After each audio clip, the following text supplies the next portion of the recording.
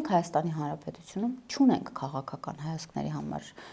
երբևէ բռնված անձ եւ սա խոսում է այն մասին, որ օրինակ կոռուպցիայի համար մեղադրվողը քաղբանտարկյալ է դարձել։ Օրինակ այլ հայհոյող եւ ատելության խոսքով, հայհոյախառ խոսքով սպառնացող անձնավորությունը դարձել է քաղբանտարկյալ եւ նման այլ պետությանը սպառնացող անձը դարձել է քաղբանտարկյալ։ Սրանք հարցեր են, որ պետք է հասկանանք իրենք քաղբանտարկյալ կատեգորիայի մեջ ինչու են իրենց տեղավորում։ Խոսքի ազատությունը դա ժողովրդավարության կարևոր մասն է եւ խոսքի ազատությունը դա հայհոյանքը չէ, դա ատելության խոսքը չէ, դա սպառնալիքը չէ։ Խոսքի ազատությունը քո քաղաքական հայացքների համար ազատ խոսելու հնարավորություն է, քո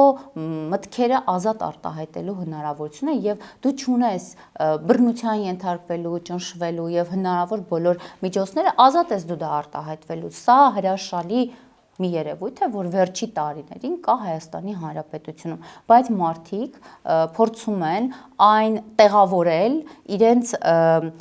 ինչ ուզեն կասեն տրամաբանության մեջ, վիրավորանքից մինչև հայհոյանք։